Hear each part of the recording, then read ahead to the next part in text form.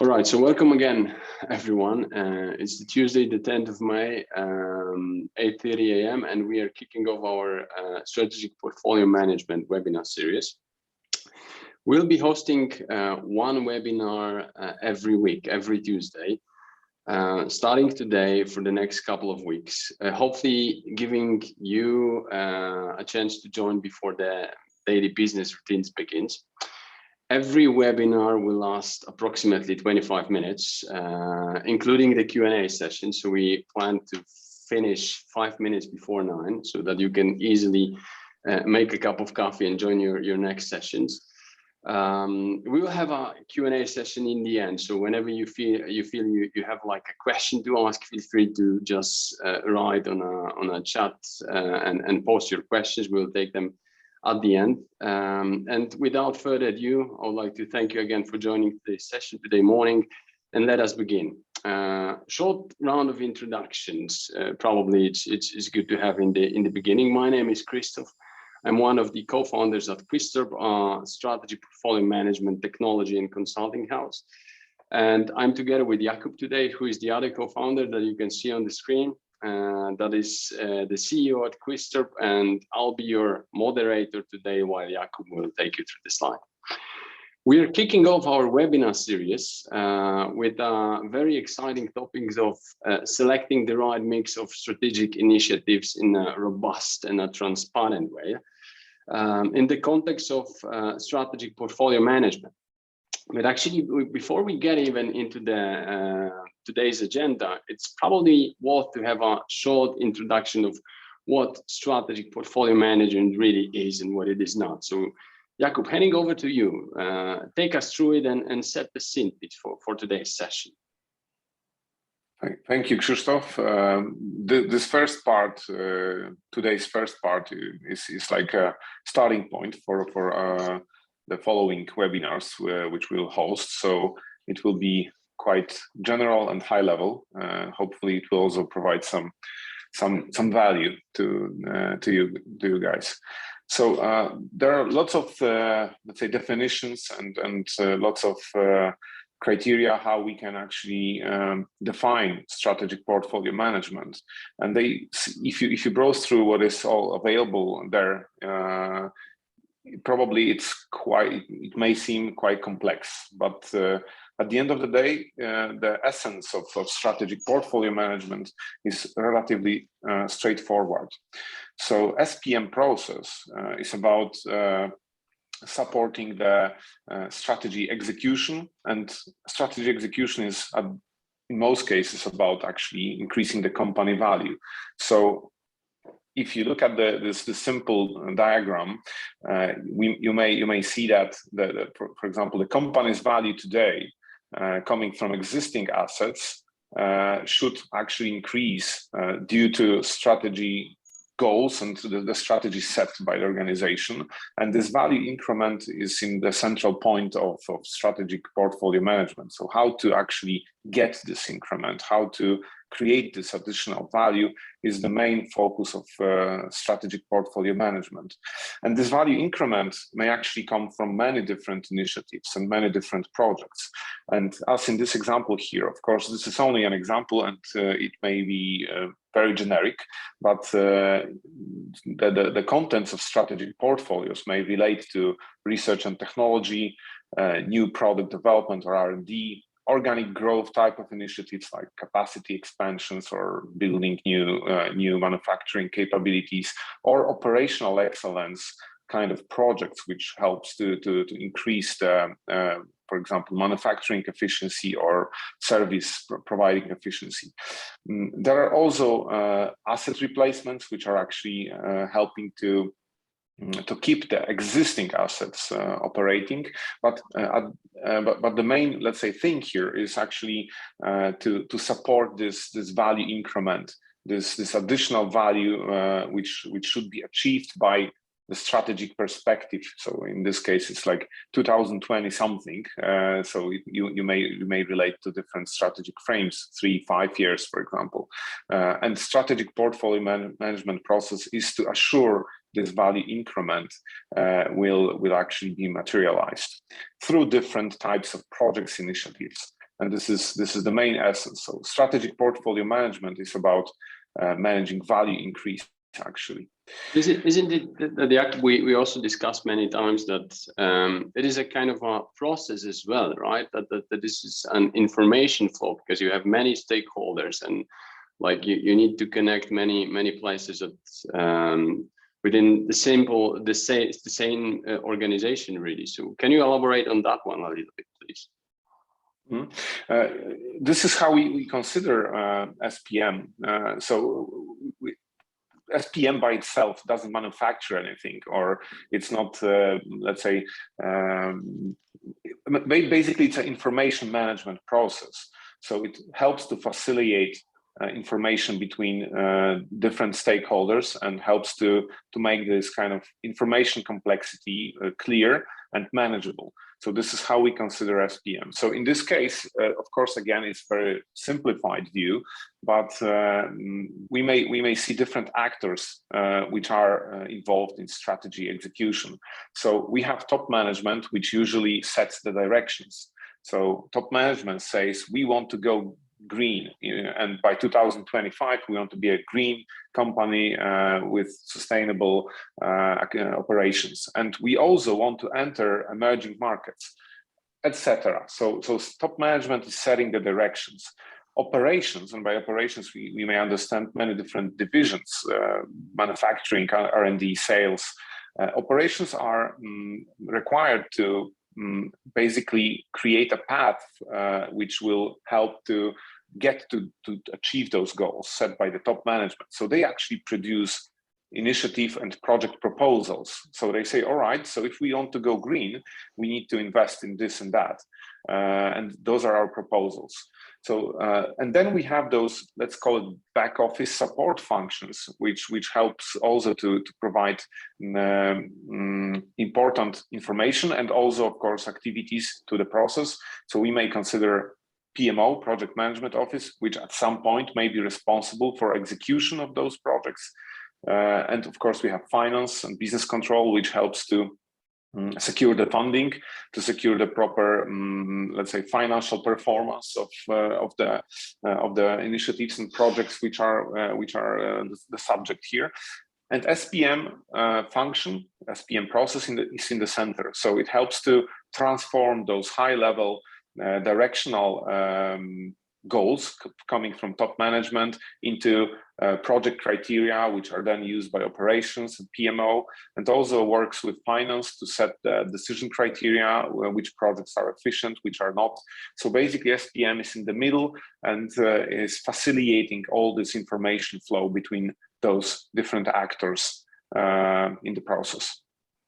So you cannot really think of SPM as a function or domain that sits maybe with a traditional PMO office alone, right? And then you think of, okay, these are the guys that handle our portfolios, projects, programs, and they just need to, in terms of projects, they need to make sure that they are executed in time, on budget, and in scope, and then report on the goals. But it has a much wider context as we can see it now. But if this is the case, then how do you go about implementing this kind of a process within an organization? I mean, can this be done in a way that everyone understands what is the information flow, like what are the steps, what are the decision gates, etc.? Can you take us through it, please, shortly? I think, yeah, please, of course. I think you have touched a very important point here, because SPM is much broader than for example, project management. So project management is like a part of the whole story. And I think that this diagram shows, again, kind of generic view on this whole process. So what are the main things here? First of all, it's like funnel management. So you have this whole, let's say, life cycle, which starts at idea stage. So somebody, let's say from operations, has an idea about a new project, about new development, and then this whole process takes this idea through different stages, and at the end we should actually create an asset. And whether this asset is tangible or intangible is it's not important. It might be some intangibles, it might be software, it might be some product, it might be a new factory or production line. it doesn't matter. It's an asset which we can control and which we can benefit on. And SPM is actually gluing together a lot of different ideas and different processes at the end, starting from idea management, business case analysis, also project management and business control aspects. So it's all under strategic portfolio management. As you mentioned, in many organizations, SPM is being pushed into PMO. While actually we think that PMO should be, of course, it's an extremely important part of this whole story, but it should be involved in execution. And SPM is actually trying to answer more a broad array of questions. So at the beginning, we are asking ourselves which ideas should be transformed into projects, so which we should be involved in, which we should spend time on and resources on. And then when we have projects, so ideas which are actually executed, we are asking ourselves, are we doing the right projects in the right way? And then at the end, when we have assets, of course, we can ask ourselves those ex post questions like, did we do the right projects in the right way? So what are the lessons learned and how we should improve in the future? So all of those things are part of SPM, but you may probably also see that this is much more about decision support, so business decision support process. So we are not that much into, are we on the track with our budget and scope, but we are more asking ourselves whether we should do it or continue to do it. So this is, let's say, the context, the process context of SPM. So it's much more, when I hear you, it looks like it is much more important to answer the question, is it the right project? Then is this project properly managed, right? Because it's in the end, it is much more essential to know that the outcome of the project, which is the asset, whether it's tangible or intangible, new product, new service, new market, whatever M&A deal that we are actually exploring right now, will bring us benefit, than to ensure that we have actually spent as much money as we have planned and we are agreeing on execution. Whereas execution, of course, it is important. I mean, no doubts about it. But in the broader context, it's the entire life cycle that matters, right? That's what you are saying here, and that's the essence of SPM as well, like in this funnel. At each point in time, we need to look into, let's say, the present, the past, and also the future. So if we are excellent on project execution and we can execute any project in scope and in budget, that's not enough, because if there is no market at the end and we cannot get benefits from that after the project is ended, our excellence in project execution doesn't mean anything. And this is the case here. So if we are focused on executing the projects and we are not looking into the future and trying to understand the market, is it still there? Is it still attractive? Then let's say being excellent at execution doesn't mean anything, basically. And SPM is trying to glue together all of those past, present, and future elements of this broad life cycle, and try to answer the question: what should we do? Whether we should continue or not? Whether we should pick this project or another one? So this is the essence here. Right. Thank you for that, Jakub. And I think right now many of our participants may think, okay, but what might be the biggest challenges in this SPM context? Like, can you elaborate on the challenges, problems, difficulties actually many organizations, many people may face in different organizations, whether they are coming from the PMO, executive management, or finance and control domains? Yes, I mean, this is like a simple list of things which we have encountered, and it comes from our experience with working with this process with many different customers. I would distinguish between two main, let's say, groups of challenges and issues. One relating to data management and quality, and another one relating to tools and competence, like the organization. So let's do a brief discussion around that. So I think that one of the main issues, because you probably are aware that we are dealing with the future here, and we need to try to look into the future. We need to try to create some scenarios and forecasts about the future. And there is this GIGO problem: garbage in, garbage out. So that low data quality at the input on the inputs, creating low quality outputs. So this is one of the things which is problematic here. So the inability to create reliable forecasts, reliable assumptions about the future. Another one is transparency. So because of this complexity and also kind of many different organizational units, many different actors involved, there is this kind of tendency of not being transparent at the top level, not showing, not revealing, not sharing the assumptions, not being let's say open to. On the previous slide, we are trying to let's say facilitate information flow between many different actors, and transparency is the key here, and it's also related to accessibility. So I mean, you may combine those two here. So if we are managing this process, we sometimes have difficulties to access the details, to access the assumptions coming from different actors, and also standardization consolidation is difficult. So you probably also imagine that we are dealing here with dozens or sometimes hundreds of different initiatives, and to be able to manage it and steer this process and make it meaningful to the organization, helpful in execution of the strategy, you need to consolidate. So you need to see the big picture. You need to see parts of the big picture and the big picture in the same time.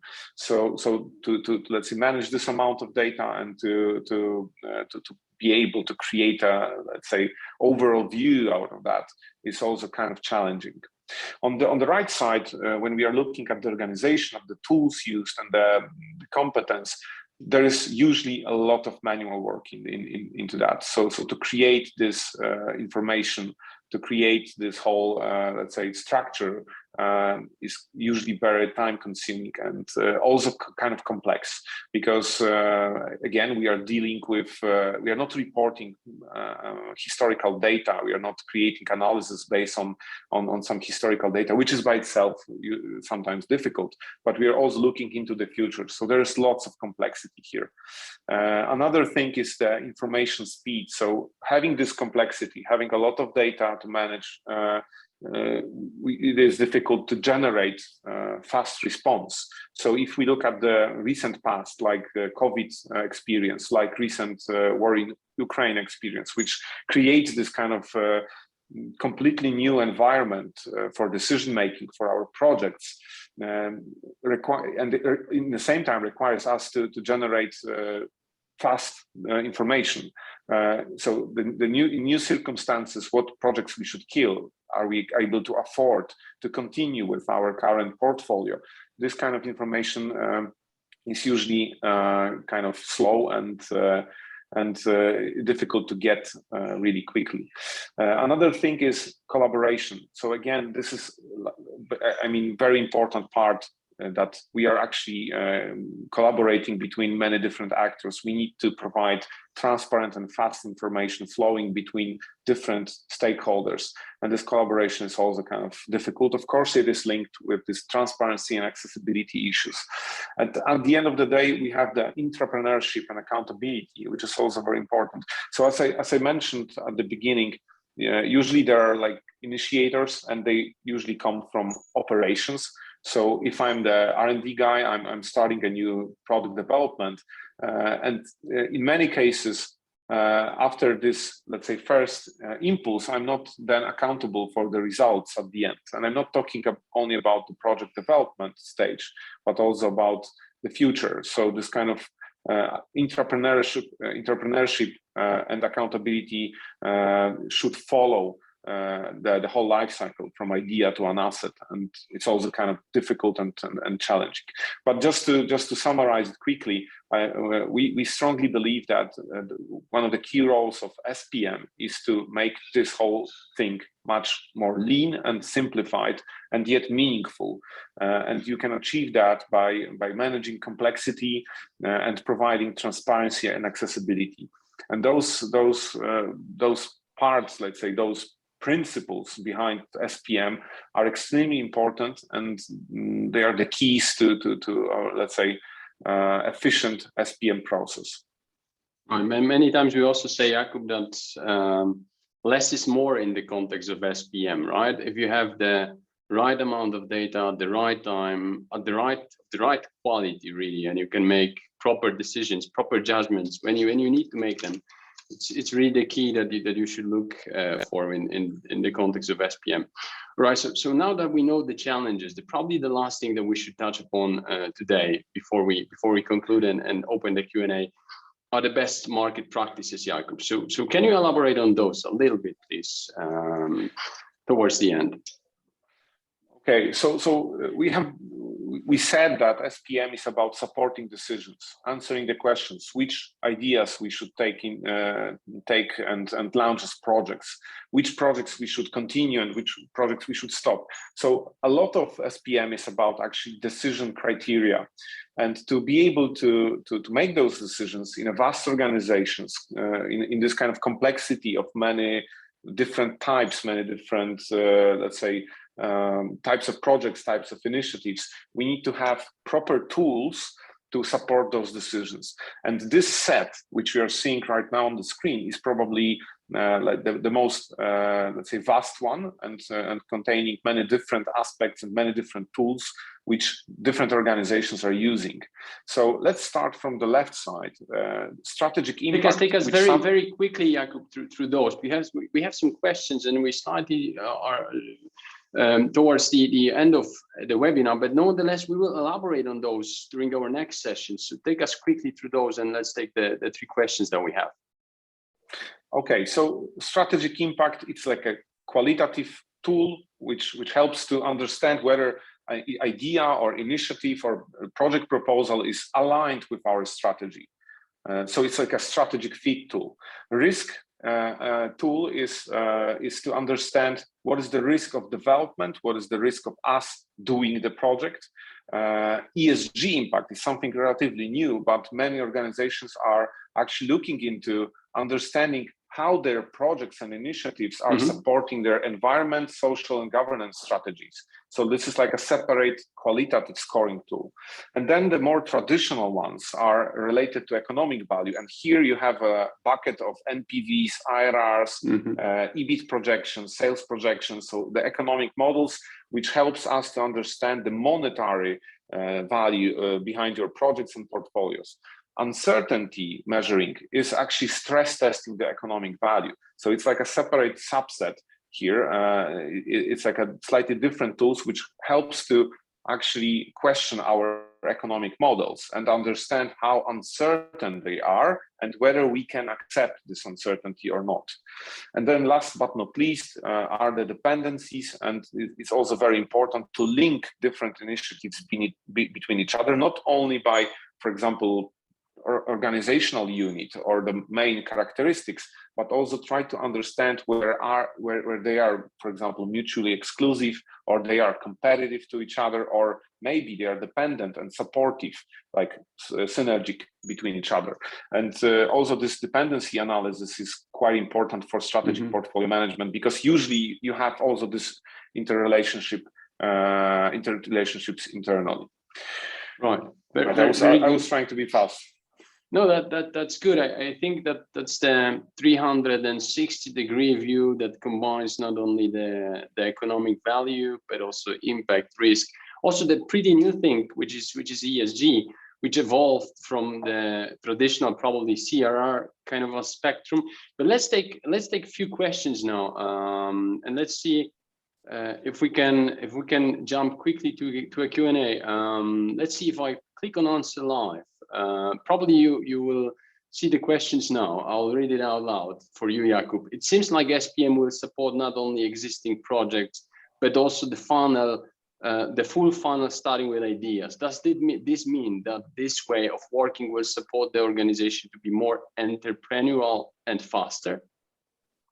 This should be the goal. I think that this is very, very important, that this whole process should also support the internal efficiency of facilitating ideas into projects and also facilitating innovation, facilitating entrepreneurship internally. So this is at least what we are expecting from this process. This should be one of the outcomes. Yes.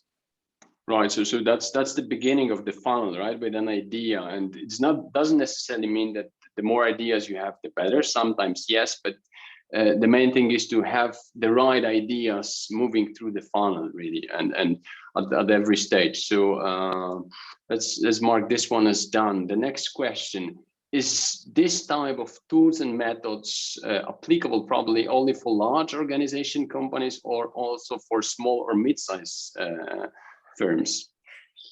I would say that the more complexity and the more, let's say, the bigger the volume of different initiatives, the more challenging and more required SPM process is. But it doesn't mean that the SMEs are not should not look into SPM.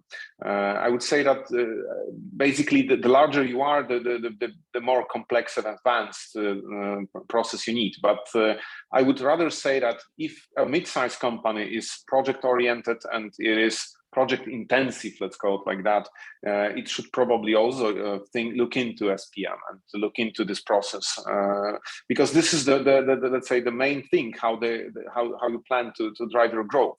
So it doesn't matter whether you are a mid cap or large cap. Right, very, very good. Thank you for that. And last, there was one question, whether we will share with the participants the recording. Yes, the answer is yes. And now the last one, Jakub. How do you manage different value horizons? Some projects might have a long time until impact, but has high potential. Others, a shorter value horizon. It is easy to be focused only on the shorter term projects. Very good question. I mean, for that, we would need to look into the details behind economic value tools for selection, because we can take into account, let's say, the value brought in different time horizons in many different ways. It's a very technical question, but I can assure that there are at least several ways to address this issue. But to be able to do that, you need to actually implement at least several of those tools mentioned and combine this information and be able to interpret that. But it's absolutely one of the key things, and which you need to look into. Very, very good. Thank you, Jakub. There's one or two more questions. We'll answer them offline. At this stage, I guess I would like to slowly sort of conclude our today's session. It's almost 9 a.m. At this point, also, I would like to invite you for our next webinar next week, next Tuesday morning, 8:30. The topic will be optimizing the financial and strategic value with a 360-degree portfolio view, with examples from different industry. Might be, and hopefully will be, quite interesting and insightful for you as today's session. So you're more than invited. I will share the registration link with you shortly. I would like to thank you for participating in today's webinar. I hope you find this session insightful and you enjoyed it as much as we did as well. I wish you have all a great day, sunny day, and very productive start into the week. Thank you, and see you hopefully next week. Thank you, Jakub. Thank you, Krzysztof. Thank you, guys. Bye-bye. Thank you. Bye-bye.